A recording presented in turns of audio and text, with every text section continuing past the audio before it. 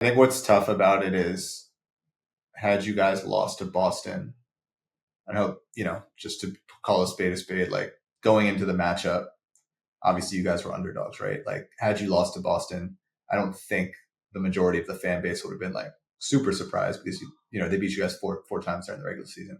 But you get past Boston, and it's such an amazing feeling. First Eastern Conference Finals in 25 years, and then you lose to a team that is super beatable, right? I think that's and the tone is set from game one, right? Which is obviously, we could talk about, but I think that's what's, I don't know how you guys feel, but I feel like that's what's tough, right? It's like they're a very, very beatable team, in my opinion. I mean, I felt like everybody was beatable. I mean, yeah, everybody's clearly beatable. I just feel like when everyone that's why when people always ask about like how do you deal with like the highs and lows of like the season, certain situations, expectations. Like I always say, you got to keep a level head because like you can't really read the press when things are saying things are negative about you, and then you can't read it when things are positive about you. And so when everyone obviously people were like weren't picking us to beat Boston, and then we beat Boston, it was like, oh well, like you guys are all haters, you guys all hate it, like all that stuff. And then when we're the favorite to beat Indiana, everyone was like, oh yeah, we got it, we're the favorite, we're the favorite. And then we don't beat them. It was like, well, like you can't listen to that stuff because it's gonna set like your expectations, set your mind at a different level. And obviously, yeah, we wanted to beat them. We wish we could have beat them, but they had a number, Yeah. and it really started. It really started from game one. Like, I will say, like, obviously, you know, us giving up game one was a huge like uphill battle. Um, but I'll say like we beat Detroit, tough series. Obviously, we beat Boston, great opponent, tough series. And like everyone thought, like, oh, Indiana, like, because there it is. But like Indiana's been beating the hell out of they beat the hell out of the Bucks. They beat the hell out of Cleveland. Like they're playing at such a high level, and it's like you look at their numbers. I think JB, we looked at it, before the season.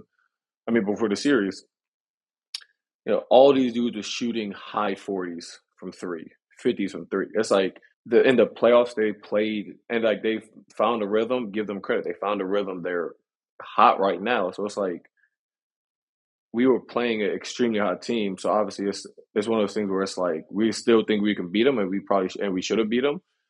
But it's like you can't. This is why you can't like underrate them because like they were playing extremely well in the playoffs. So like the stuff them being a 4 seed and all that, like it's kind of out the window because it's really just how you're playing now.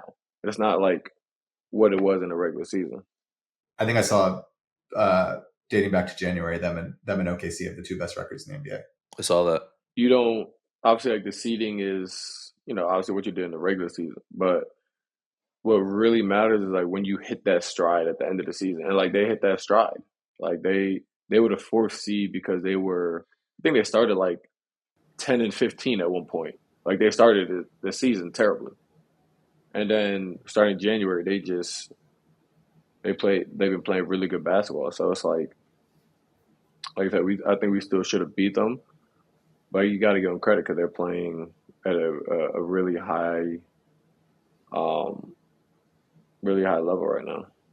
I don't know. It's hard to describe their fourth, like how they play in fourth quarters too, because I think I saw there was like a tweet. It was four separate games. Each game they were down, X amount of points with X minutes left. So obviously it happened to you guys, but it happened multiple times throughout the playoffs where in the last 5, 6 minutes of the game, they just, something happens and they figure it out, I think I don't want to say yeah. I don't want to say figure it out. I think they just pick it up the intensity. Like, all right, this is our last push, and like they already play at such a pace that like they're playing fast, and then once they start doing that in the last couple of minutes, like they're obviously playing at an unbelievable pace. And then like they had obviously the shot making ability. Josh even said that they were shooting like 40s and 50s like throughout the playoffs and individually.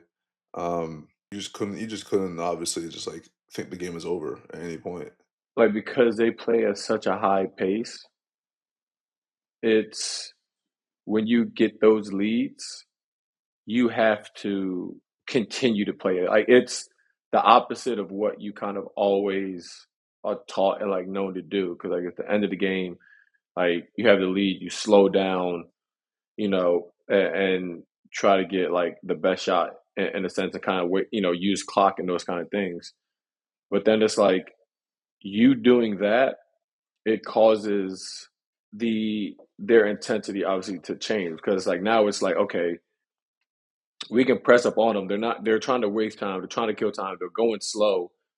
So it's like that sense of like you're kind of like keeping a lead or like just holding on to a lead instead of in those moments. I think you got to just continue to play fast and continue to build on the lead, how you got the lead. And it's like totally reverse because it's normally not how we do it. Or when you get a lead, a 10-point lead, normally, like I said, you slow things down. But with them, I think it's just you get that lead and you can't play. So you got to just continue to just pick the pace up. And at that point, just kind of make it, you know, as bad as it sounds, more like a possessing offensive game. Just because, you know, you'll be able to score when when you play with pace, you're always able to score. But once you start slowing it down, then it makes it tougher. The shot quality becomes harder. When you're a coach, you adjust your style based on the roster that you have. But JB, I'm curious for you, having played for Rick in Dallas, like did it feel like did they do things throughout the series that you were like, oh, that's Rick's style, or that's like this feels like Rick Carlisle, or does it feel like a totally different experience because the roster is constructed so differently? No, it feels like it's very similar. Obviously, coaches like they change due to their personnel, but it still felt like a Rick Carlisle coach team. Like it's just the things that he did, the things that they do. Um, some things I remember when I played with him, or played for him. But he's always been a great offensive X's and O's type of coach, and he's always preached pace about like run the floor, sprinting.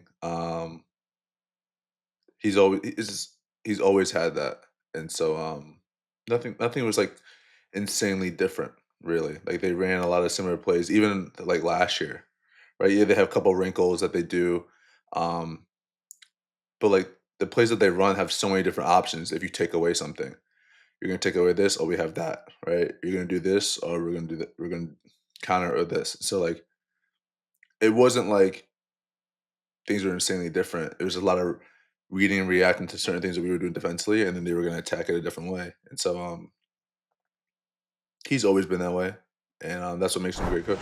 Dash Pass has a members-only deal for the 2025 NBA playoff season. They swoosh, you score. When any player scores 50 or more points in a game, Dash Pass members score a free 3-piece tenders combo meal from Wingstop. Come on, y'all. That's elite. We're hooking you guys up this playoff season. It's only right. If we're balling out, you guys get rewarded. Roommates fam, here's how it works to claim the deal. Just place a 3-piece tenders combo from Wingstop in your cart. Make sure your cart has a subtotal of $20 or more and drop in the promo code at checkout. Place your order and enjoy. Sign up for Dash Pass and save more all year round with $0 delivery fees and reduced service fees on eligible orders, plus exclusive perks like this one. Y'all have known about DoorDash for a minute, but I'm telling you, Dash Pass is your door to more savings. When any player scores 50 or more points in a game during the 2025 NBA playoff season, Dash Pass members score a free tenders combo meal from Wingstop. Valid with use of promo code from noon to midnight the day after a 50-point game. Must have an active Dash Pass account. Terms apply. Breaking news from Bet365. New customers bet $5 and get $150 in bonus bets, win or lose. Sign up, deposit $10, place a bet for $5, and get $150 in bonus bets, win or lose. Bonus bets can be used on the spread, totals, player props, futures, and so much more. Whenever the moment, it's never ordinary at Bet365. Gambling problem? Call or text 1-800-GAMBLER in Arizona, Colorado, Illinois, Indiana, Kentucky, Louisiana, North Carolina, New Jersey, Ohio, Pennsylvania, Tennessee, or Virginia. Or 1-800-BETS-OFF in Iowa. 21 plus only, 18 plus in Kentucky. Must be present in Arizona, Colorado, Iowa, Illinois, Indiana, Kentucky, or Louisiana in select parishes. North Carolina, New Jersey, Ohio, Pennsylvania, Tennessee, or Virginia. Terms and conditions apply. App only.